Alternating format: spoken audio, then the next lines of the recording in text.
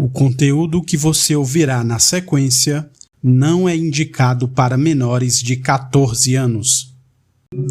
Olá, amigos, eu sou o Dom e esse é o Crimecast.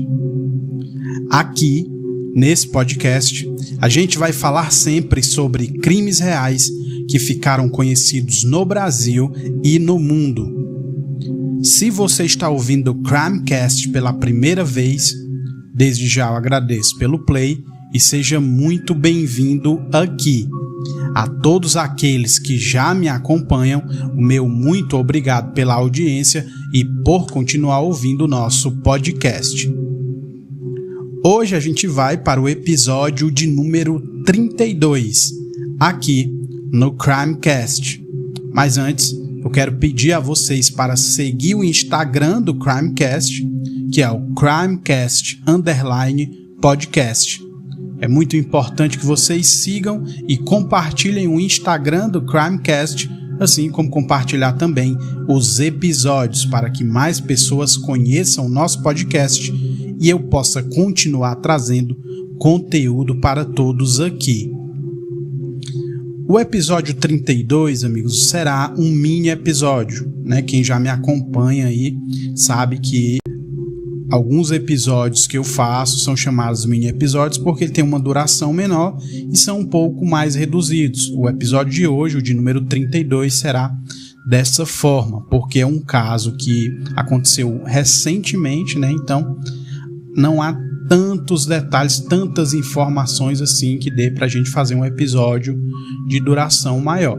E eu tenho certeza que vocês vão gostar de ouvir, gostar de saber as informações sobre esse caso que aconteceu aí tem apenas 2 meses. Outra coisa, amigos, para não perder o costume, né, que eu queria pedir a vocês, outro favor é que vocês marquem o Crimecast quando estiverem ouvindo algum episódio, né? Isso aí para ajudar a dar mais visibilidade ao Crimecast.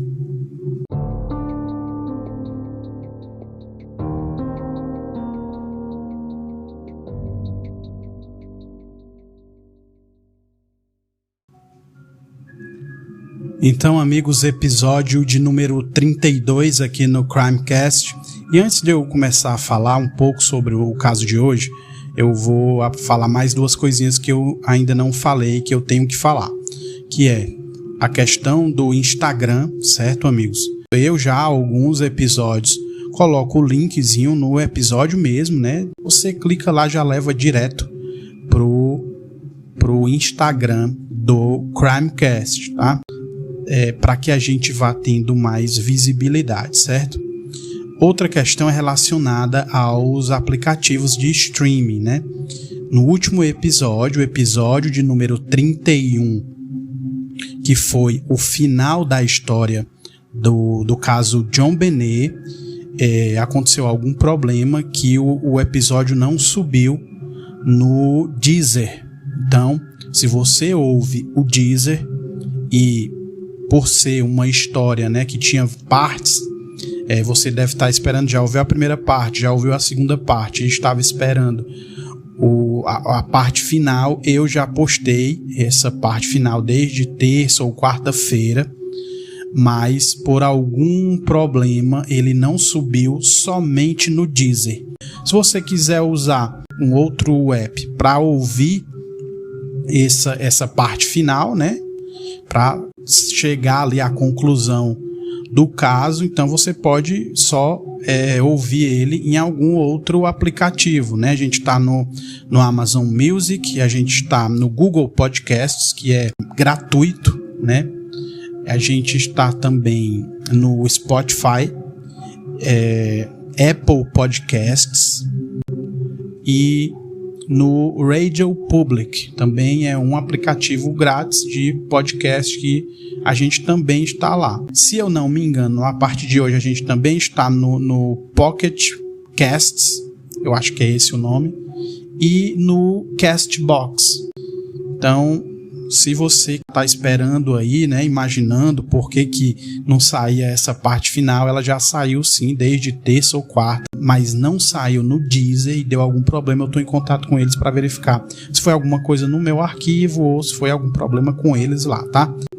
Dito isso, amigos, a gente vai falar hoje sobre um caso bem chocante, que foi um crime em Idaho, né? 4 universitários assassinados de forma brutal em Idaho, e eu vou contar para vocês aí um pouco, né, das informações que já foram divulgadas sobre esse cruel assassinato. Então é isso, amigos. Hoje a gente vai falar sobre o chocante assassinato dos universitários em Idaho.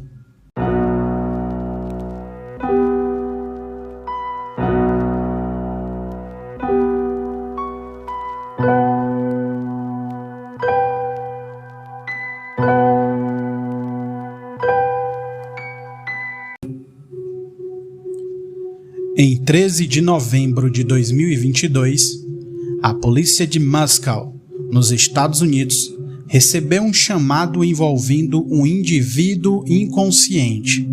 No entanto, ao chegarem no local, se depararam com a terrível cena dos corpos de 4 estudantes da Universidade de Idaho que foram brutalmente assassinados.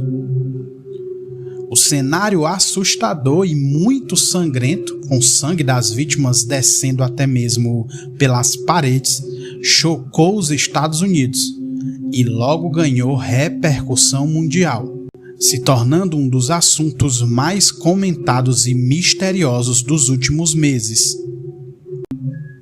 E aí, amigos, a gente vai saber um pouco de quem eram as vítimas, né? Os 4 estudantes da Universidade de Idaho que foram mortos.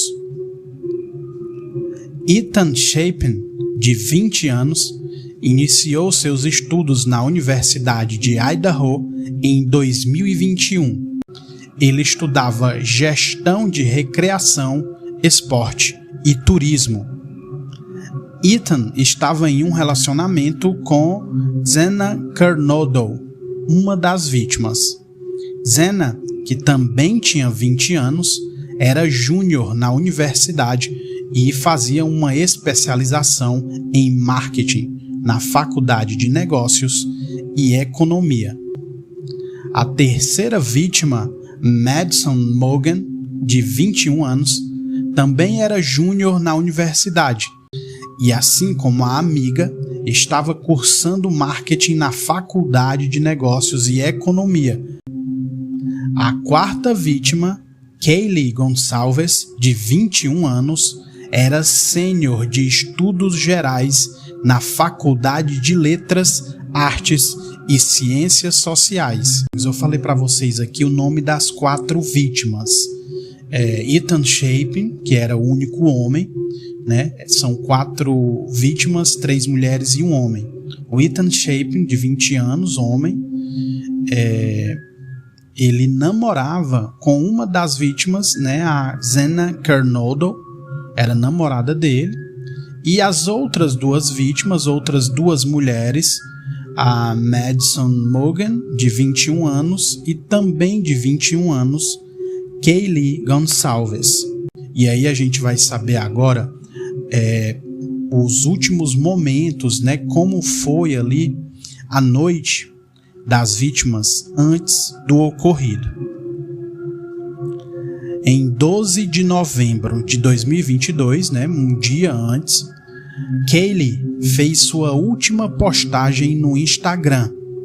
Às 8h57 da noite, ela compartilhou algumas fotos posando ao lado de amigos, incluindo as vítimas, em um local parecido com a varanda de uma casa.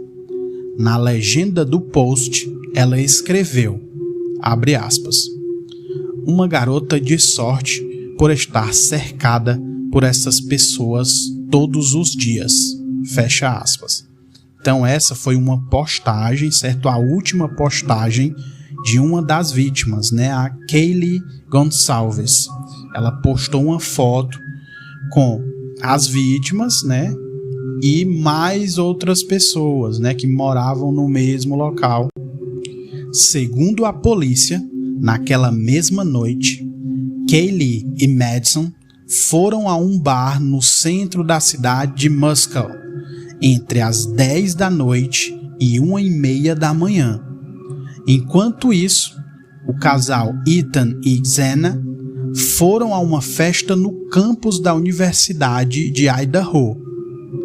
Já no início do dia 13 de novembro, a 1h41 da manhã, Kaylee e Madison são vistas em imagens compartilhadas no Twitch.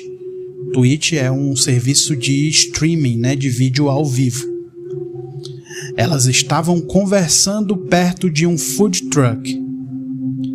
Kaylee, Madison e Xena moravam na casa de 3 andares junto com outras 2 meninas, Dylan Mortensen e Bethany Funk.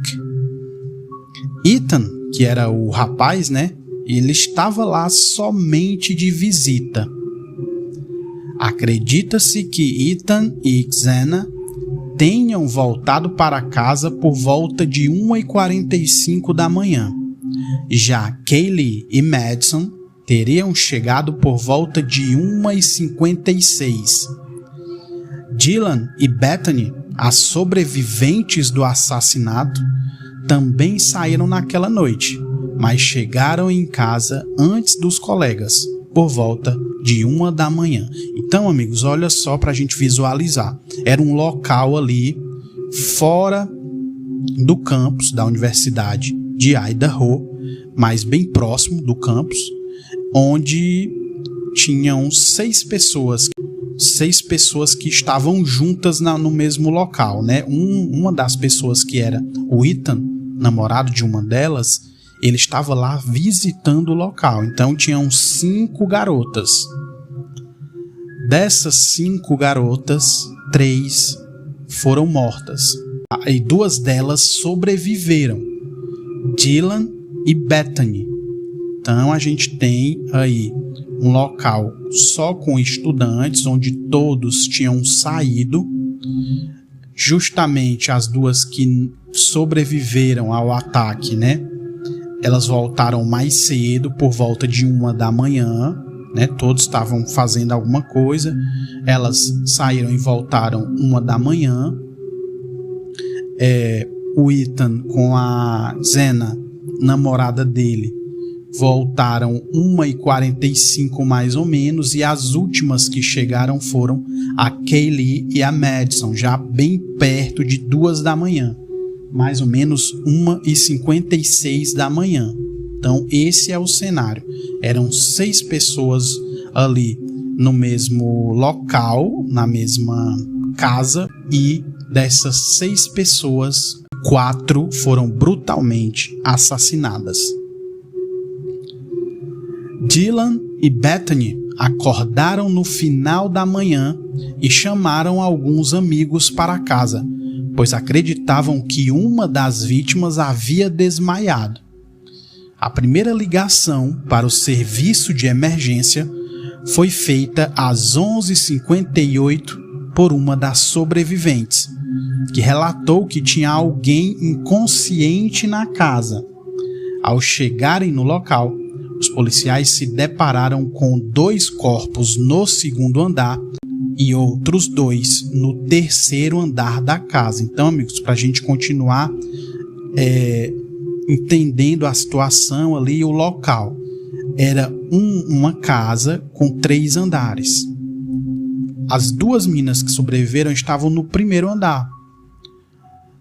2 corpos estavam no 2º andar e outros 2 no 3º andar, ou seja, era uma casa, e os 4 corpos foram encontrados separados no mesmo local, mas em andares diferentes na realidade. 2 corpos no 2º andar e 2 corpos no 3º andar. As meninas Dylan e Bethany, que estavam no 1º andar, fizeram uma chamada para emergência né, imaginando que alguém tivesse passado mal, estivesse inconsciente e não recebendo nenhuma resposta, talvez ao bater ali na porta, alguma coisa desse tipo.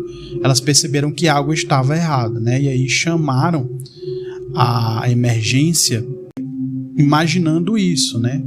Só que era algo muito pior, infelizmente. No mesmo dia, por volta das 14 horas, né, 2 horas da tarde, a Universidade de Idaho emitiu um alerta comunicando os estudantes sobre o crime e pedindo para que eles se protegessem. No entanto, 1 hora depois, o alerta foi cancelado. Isso porque a polícia acreditava que o ataque teria sido direcionado e que não havia um risco contínuo para a comunidade. Conforme a notícia começou a ser divulgada, familiares e amigos das vítimas começaram a criticar as falas contraditórias divulgadas pela polícia, universidade e pelo prefeito da cidade, que primeiro disse que o crime teria sido passional e depois voltou atrás, dizendo que o motivo ainda era desconhecido. No dia 16 de novembro, durante uma coletiva de imprensa, James Fry, o chefe da polícia de Muscal, revelou pela primeira vez que, durante o terrível ataque, havia 2 colegas de quarto na casa, que elas não foram feridas. Ele não contou qual das 2 fez a ligação para a emergência e nem o motivo dela ter sido feita quase 8 horas depois do crime. Além disso, ele disse que o assassino ainda estava solto e recomendou que as pessoas ficassem atentas, afirmando que, diferente do que havia sido dito anteriormente, a comunidade ainda estava em risco. Então, amigos, aqui essa parte ele mostra que as 2 meninas lá, como eu já tinha comentado com vocês, né, elas estavam no primeiro andar, não sofreram ataque e, pelo que o chefe de polícia conta, foi uma das 2 que fez a ligação, mas ele não entra em detalhes e não diz qual delas teria sido a pessoa que ligou. Então, para a gente acompanhar a cronologia do crime, todos eles saíram, inclusive elas 2, todos voltaram de 1 da manhã em diante até mais ou menos 5 para as 2 da manhã. E aí os crimes aconteceram de madrugada e somente às 11h58 é que a primeira ligação para a emergência foi feita. 11h58 do mesmo dia, 11h58 da manhã. Então tem aí um espaço que o chefe de polícia falou que seria ali em torno de 8 horas depois do crime que foi feita a ligação, né, para a emergência. Segundo os policiais, as 4 vítimas foram esfaqueadas até a morte com uma faca de lâmina fixa entre 3 e 4 horas da manhã, no 2º e 3º andares da casa, na madrugada do dia 13 de novembro. Em 17 de novembro, foi confirmado em um comunicado à imprensa emitido pela legista do condado de Layton, Katie Mabbutt, que os alunos foram mortos por esfaqueamento. Mabbutt contou que as vítimas foram provavelmente atacadas enquanto dormiam com uma faca muito grande e descreveu o ataque como pessoal. Além disso, revelou que haviam diversos cortes nos troncos das vítimas. Katie também contou que em 16 anos de carreira nunca tinha visto nada assim. Em 18 de novembro, 5 dias já após o crime, a polícia afirmou em um comunicado à imprensa que as sobreviventes, Dylan e Bethany, não estavam envolvidas no crime. No entanto, o chefe de polícia James Fry continuou se recusando a identificar qual das duas fez a ligação para a emergência no dia dos assassinatos. E aí surge, amigos, durante as investigações, uma hipótese ali, uma possibilidade de um stalker, né? Vocês sabem que um stalker é um sujeito, um cara que fica perseguindo ali as pessoas, né? Diversos boatos de que Kaylee tinha um stalker começaram a surgir. Em novembro de 2022, a polícia de Moscow afirmou que analisou exaustivamente as informações, mas não conseguiu identificar nenhum suspeito. Então, amigos, surge esses boatos de que uma das meninas, a Kaylee, tinha um stalker, né? Que é um cara que estaria perseguindo, né, a Kaylee Gonçalves. A polícia foi e investigou durante o mês de novembro. A polícia investigou muito essa questão, essa possibilidade, mas não conseguiu identificar nenhum suspeito. E aí, em dezembro, finalmente um suspeito é identificado. Identificado como Brian Christopher Kohlberger, de 28 anos, o suspeito de assassinar brutalmente os 4 estudantes universitários de Idaho foi preso em 30 de dezembro. Brian era aluno de criminologia da Universidade de Washington, algo que chocou a todos, e morava em uma cidade próxima onde o crime aconteceu. Olha só que informação, amigos. O cara que foi identificado aí, um suspeito que foi identificado, era um cara aluno de criminologia. Olha só isso. As pistas se juntaram quando o DNA de Kohlberger foi encontrado na bainha da faca que estava na cena do crime. Além disso, ele também era o dono do veículo branco que foi visto passando diversas vezes em frente à casa dos estudantes na madrugada dos assassinatos. Inclusive, por volta das 4h20 da manhã, câmeras de segurança gravaram o carro saindo em alta velocidade, como se estivesse fugindo. O veículo também foi flagrado indo em direção à Universidade de Washington.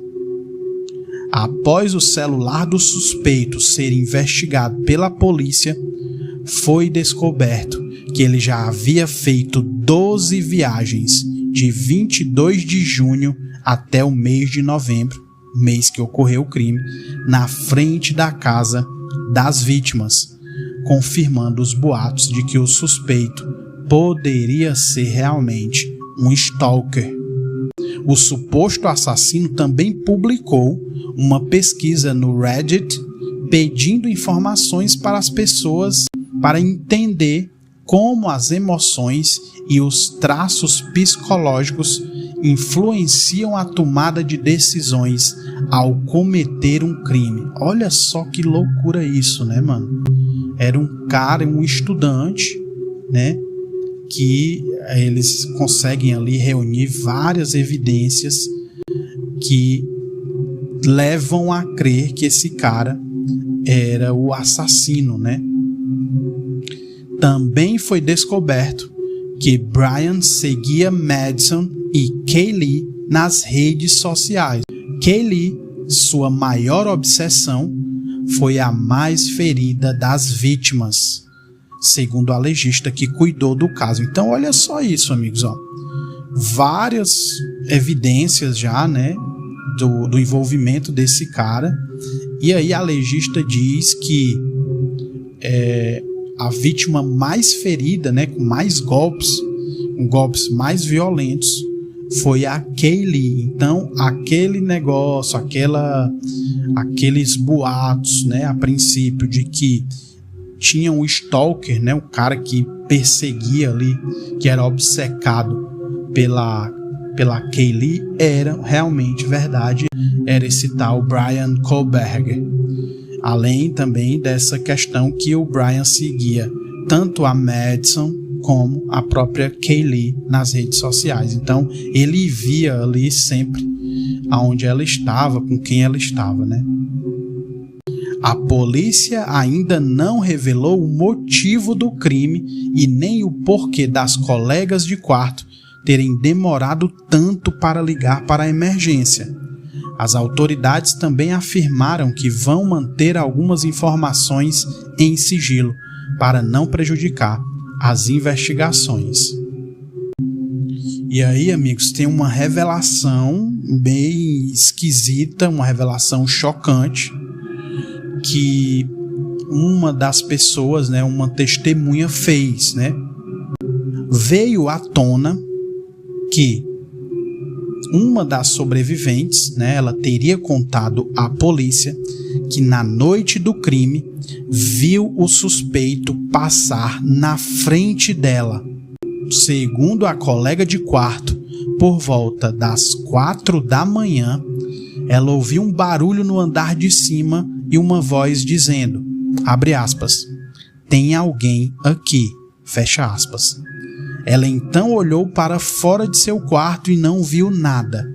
Minutos depois, ouviu uma voz masculina chorando e dizendo, abre aspas, está tudo bem, vou te ajudar, fecha aspas. Em seguida, a sobrevivente escutou um baque alto e um cachorro latindo. Foi quando ela decidiu abrir a porta e viu um homem vestindo roupas pretas e máscara vindo em sua direção. Ela o descreveu com cerca de 1,70 m de altura, corpo atlético apesar de não musculoso e com sobrancelhas espessas. Após avistá-lo, ela alega que ficou em estado de choque e que ele passou por ela sem se comunicar em direção à porta dos fundos. Ela então se trancou em seu quarto. Olha isso, bicho. Então, segundo essa testemunha que mora no andar de baixo, ela descreve como se o cara, pelo que eu entendi, o cara passou muito próximo a ela, ele não teria falado nada e simplesmente saiu pelos fundos. Mas essa coisa é bem esquisita, né, dele passar por ela e ele não esboçar nenhuma reação e passar por ela tranquilamente, como se não tivesse feito nada, como se fosse uma coisa normal, né? Plena 4 horas da manhã.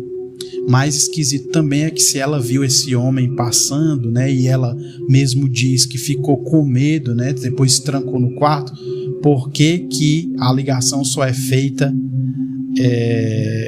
já quase meio-dia, né, cara? É bem estranho, bem esquisito.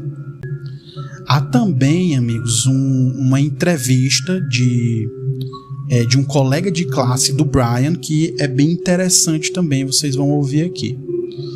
Em entrevista ao jornal Idaho Statesman, divulgada em 9 de janeiro, então recentemente, agora poucos dias atrás, né? Ben Roberts, um colega de classe de Bryan Kohberger, revelou uma atitude suspeita do acusado de cometer o crime. Então ele diz que ele é colega de classe do Kohberger e ele diz que algo suspeito, né?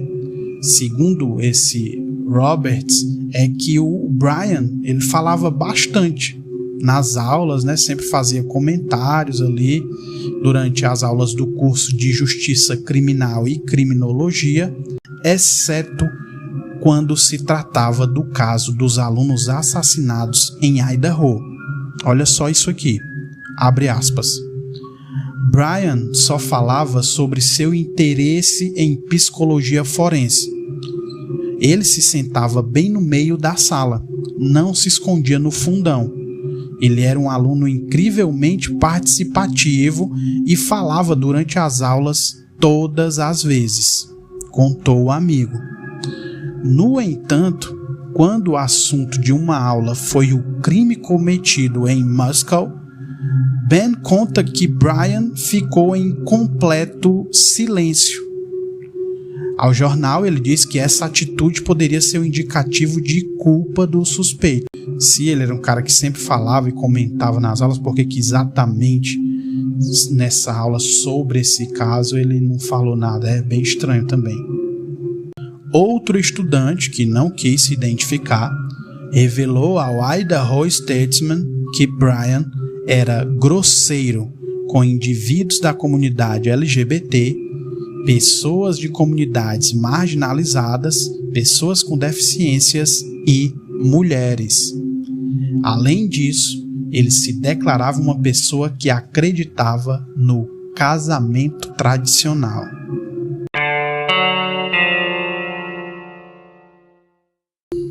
Então é isso, amigos. Vocês ouviram aí o caso que aconteceu há apenas 2 meses em Idaho. É um caso muito chocante porque são 4 pessoas. O cara matou 4 pessoas, pelo menos. Existem aí várias evidências. O cara está preso, né, como sendo o suspeito aí de ter cometido esse crime chocante. Ele teria atacado as 4 pessoas quando elas estavam dormindo. Então ele não deu chances aí de defesa. Então fica aí mais um caso lamentável, triste, né? Revoltante, que não tem ainda um motivo, né? A última atualização é que ele está preso. Ele foi preso há 2 semanas atrás, praticamente ali no dia 30 de dezembro, né, do ano de 2022, 2 semanas atrás, e não há um motivo ainda, né? A gente vai esperar aí, quem sabe mais para frente ele diga aí o porquê dele ter matado 4 jovens aí que tinham tudo pela frente, que estavam ali, que foram atacados de forma cruel e covarde. Então é isso, amigos, eu fico por aqui e até a semana que vem com mais um episódio aqui no Crimecast.